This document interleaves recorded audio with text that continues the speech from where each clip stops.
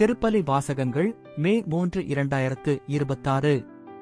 பாஸ்கா காலம் 5ஆம் வாரம் ஞாயிறு. முதல் வாசகம் திருத்தூதர் பணிகள் நூலிலிருந்து வாசகம். அக்காலத்தில் சீடர்களின் எண்ணிக்கை பெருகி வந்தது. அப்போது கிரேக்க மொழி பேசுவோர் தங்களுடைய கைம்பெண்கள் அன்றாட பந்தியில் முறையாக கவனிக்கப்படவில்லை என்று எபிரேய மொழி பேசுவோருக்கு எதிராக முணுமுணுத்தனர். எனவே 12 திருத்தூதரும் சீடர்களை ஒருங்கே வரவழைத்து, நாங்கள் கடவுளது வார்த்தையை கற்பிப்பதை விட்டுவிட்டு பந்தியில் பரிமாறும் பணியில் ஈடுபடுவது முறை அல்ல. ஆதலால் அன்பர்களே, உங்களிடமிருந்து நற்சான்று பெற்றவர்களும் தூய ஆவி அருளும் வல்லமையும் ஞானமும் நிறைந்தவர்களுமான 7 கவனமாய் தெரிந்தெடுங்கள். அவர்களை நாம் இந்த பணியில் நியமிப்போம். நாங்களோ இறைவேண்டலிலும் இறைவார்த்தை பணியிலும் உறுதியாய் நிலைத்திருப்போம் என்று கூறினர். திரளாய் கூடியிருந்த சீடர் அனைவரும் இக்கருத்தை ஏற்றுக்கொண்டனர். அதன்படியே அவர்கள் நம்பிக்கையும் தூய ஆவியும் நிறைந்த ஸ்தேவான், பிலிப்பு, பிரக்கோர், நிக்கானோர், தீமோன், பர்மனா, யூதம் தழுவிய அந்தியோக்கிய நகரத்து நிக்கோலா என்பவர்களை தெரிந்தெடுத்து அவர்களை திருத்தூதர் முன்னால் நிறுத்தினார்கள். திருத்தூதர் தங்கள் கைகளை அவர்கள் மீது வைத்து இறைவனிடம் வேண்டினர். கடவுளது வார்த்தை மேன்மேலும் பரவி வந்தது.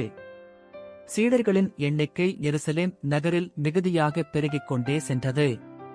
குருக்களுள் பெருங்கூட்டத்தினரும் இவ்வார்த்தைக்கு கீழ்ப்படிந்து நம்பிக்கை கொண்டனர். ஆண்டவரின் அருள்வாக்கு. இறைவா உமக்கு நன்றி. பதிலுரை பாடல். பல்லவி. ஆண்டவரே, உமது பேரன்பு எங்கள் மீது இருப்பதாக. நீதிமான்களே, ஆண்டவரில் களி கூறுங்கள். நீதியுள்ளோர் அவரை புகழ்வது பொருத்தமானதை சுச்சியாழசைத்து ஆண்டவருக்கு நன்றி செலுத்துங்கள். நரம்பு யாழினால் அவரை புகழ்ந்து பாடுங்கள். பல்லவி. ஆண்டவரே, உமது பேரன்பு எங்கள் மீது இருப்பதாக. ஆண்டவரின் வாக்கு நேர்மையானது. அவருடைய செயல்கள் எல்லாம் நம்பிக்கைக்கு உரியவை. அவர் நீதியையும் நேர்மையையும் விரும்புகின்றார். அவரது பேரன்பால் பூவுலகு நிறைந்துள்ளது.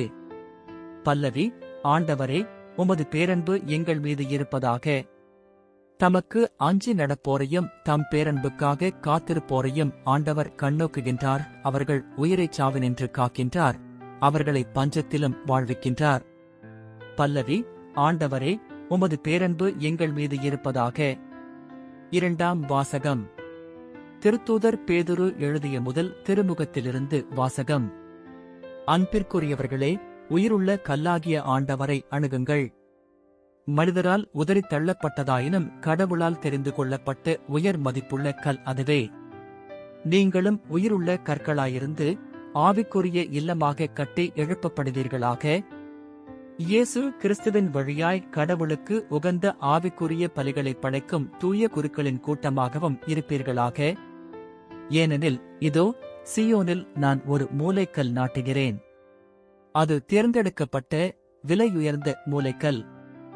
அதில் நம்பிக்கை கொண்டோர் பதற்றமடையார் என்று மறைநூலில் காண கிடைக்கிறது.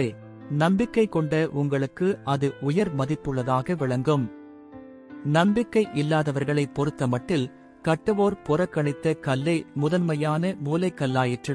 மற்றும் அது இடர்தர் கல்லாகவும் தடுக்கி விழச் செய்யும் கற்பாறையாகவும் இருக்கும். அவர்கள் வார்த்தையை ஏற்காததால் தடுக்கி விழுகிறார்கள். இதற்கென்றே அவர்கள் குறிக்கப்பட்டிருக்கிறார்கள். ஆனால் நீங்கள் தேர்ந்தெடுக்கப்பட்ட வழிமரபினர், அரச குருக்களின் கூட்டத்தினர், தூய மக்களினத்தினர், அவரது உரிமைச் சொத்தான மக்கள். எனவே உங்களை இருளினின்று தமது வியத்தகு ஒளிக்கு அழைத்துள்ளவரின் மேன்மை மிக்க செயல்களை அறிவிப்பது உங்கள் பணி. ஆண்டவரின் அருள்வாக்கு. இறைவா உமக்கு நன்றி. நற்செய்திக்கு முன் வாழ்த்துளி. அல்லேலுயா, அல்லேலுயா. வழியும் உண்மையும் வாழ்வும் நானே. என் வழியாய் அன்றி எவரும் தந்தையிடம் வருவதில்லை என்கிறார் ஆண்டவர். அல்லேலுயா. நற்செய்தி வாசகம். யோவான் எழுதிய தூய நற்செய்தியிலிருந்து வாசகம். அக்காலத்தில் இயேசு தம் சீடரை நோக்கி கூறியது, நீங்கள் உள்ளம் கலங்க வேண்டாம். கடவுளிடம் நம்பிக்கை கொள்ளுங்கள். என்னிடமும் நம்பிக்கை கொள்ளுங்கள். என் தந்தை வாழும் இடத்தில் உறைவிடங்கள் பல உள்ளன. அப்படி இல்லையெனில் உங்களுக்கு இடம் ஏற்பாடு செய்யப் போகிறேன் என்று சொல்லியிருப்பேனா? நான் போய் உங்களுக்கு இடம் ஏற்பாடு செய்த பின் திரும்பி வந்து உங்களை என்னிடம் அழைத்துக் கொள்வேன். அப்போது நான் இருக்கும் இடத்திலேயே நீங்களும் இருப்பீர்கள். நான் போகுமிடத்துக்கு வழி உங்களுக்கு தெரியும் என்றார். தோமா அவரிடம், ஆண்டவரே, நீர் எங்கே போகிறீர் என்றே எங்களுக்கு தெரியாது. அப்படியிருக்க நீர் போகுமிடத்துக்கான வழியை நாங்கள் எப்படி தெரிந்து கொள்ள இயலும் என்றார். இயேசு அவரிடம், வழியும் உண்மையும் வாழ்வும் நானே. என் வழியாய் அன்றி எவரும் தந்தையிடம் வருவதில்லை. நீங்கள் என்னை அறிந்திருந்தால் என் தந்தையையும் அறிந்திருப்பீர்கள். இது முதல் நீங்கள் தந்தையை அறிந்திருக்கிறீர்கள், அவரைக் கண்டுமிருக்கிறீர்கள் என்றார். அப்போது பிலிப்பு அவரிடம், ஆண்டவரே, தந்தையை எங்களுக்கு காட்டும், அதுவே போதும் என்றார்.